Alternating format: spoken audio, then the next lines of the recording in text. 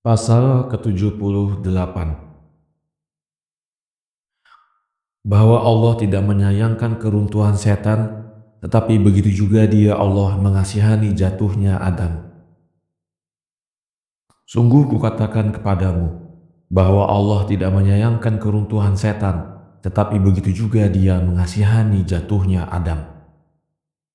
Dan cukuplah kamu untuk mengetahui betapa jeleknya keadaan seseorang yang mengetahui kebaikan, tetapi ia mengerjakan kejahatan. Maka Andreas berkata ketika itu, "Ya guru, sebaiknya ilmu pengetahuan itu ditinggalkan agar tidak terjerumus dalam keadaan seperti itu." Yesus menjawab, "Apabila dunia ini akan menjadi lebih baik tanpa matahari, atau manusia tunanetra dan jiwa tanpa pengertian, maka bisa dikatakan bahwa kebodohan itu adalah suatu kebaikan. Sungguh kukatakan kepadamu, bahwa roti itu tidak akan memberi faedah kepada kehidupan sementara ini, sebagaimana ilmu itu memberi faedah kepada kehidupan yang abadi. Tidakkah kamu mengetahui bahwa Allah telah memerintahkan untuk mencari ilmu?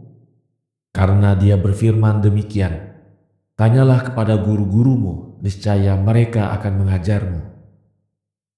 Dan Allah berfirman tentang syariat, jadikanlah pesananku di depan kedua matamu, dan berbicaralah tentang itu di waktu engkau sedang duduk, berjalan, dan di setiap waktu. Maka kini dapatlah kamu ketahui bahwa kiranya kebodohan itu adalah suatu yang baik. Sungguh barang siapa yang meremehkan hikmat kebijaksanaan itu adalah seorang yang celaka, karena ia pasti akan merugikan kehidupan yang abadi itu." Kemudian ujar Yakub, "Ya guru, kami ketahui bahwa Ayub itu tidak belajar dari seorang guru, pun juga Ibrahim, padahal kedua orang itu adalah suci dan nabi." Yesus menjawab, "Sungguh kukatakan kepadamu bahwa seorang dari keluarga pengantin tidak perlu diberi undangan untuk perkawinan, karena ia berdiam di rumah yang di dalamnya ada perkawinan itu, tetapi orang-orang yang jauh dari rumah yang akan diundang. Tidakkah kamu ketahui bahwa nabi-nabi Allah itu berada di dalam rumah nikmat Allah dan rahmatnya? Maka syariat Allah sudah nyata pada mereka sebagai yang dikatakan oleh bapa kita Nabi Daud dalam persoalan ini, bahwa syariat Tuhannya sudah ada di dalam hatinya, maka tidak perlu digalikan jalannya. Sungguh kukatakan kepadamu bahwa Tuhan kita ketika menciptakan manusia, tiada diciptakannya untuk berbakti saja, akan tetapi Dia menaruh di dalam hatinya suatu cahaya yang menunjukkan kepadanya bahwa ia layak dengan cahaya itu untuk berkhidmat kepada Allah. Dan apabila cahaya itu menjadi gelap akibat suatu dosa, maka ia tidak akan padam sama sekali. Katanya keinginan untuk berkhidmat kepada Allah itu ada pada tiap umat, kendati pun mereka sudah kehilangan Allah dan telah menyembah tuhan-tuhan palsu dan dusta.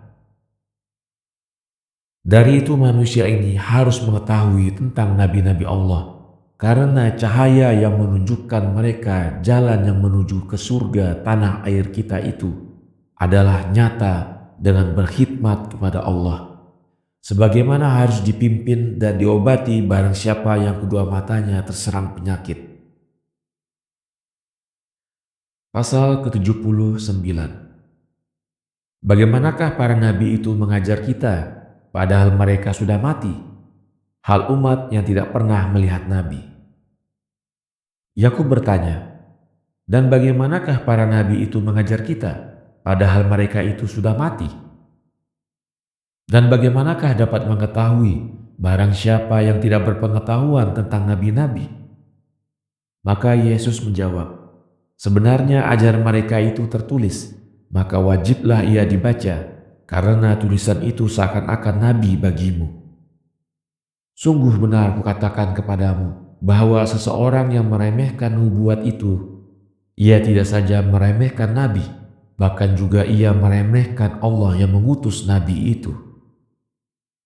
Adapun yang bersangkutan dengan umat-umat yang tidak mengenal nabi itu, Maka kukatakan kepadamu, apabila ada seorang di daerah-daerah itu yang hidup sebagaimana diilhamkan oleh hatinya untuk tidak berbuat kepada orang lain apa-apa yang ia tidak ingin menerimanya dari orang lain, memberi kepada sanak kerabatnya apa-apa yang ia inginkan menerimanya dari orang lain, maka rahmat Allah tidak akan sunyi pada seorang yang semacam itu.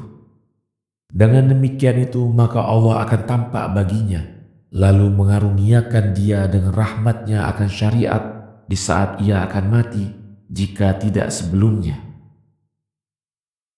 Dan barang siapa terlintas dalam pikiranmu bahwa Allah mengaruniakan syariat itu karena cintanya akan syariat, sungguh itu adalah salah.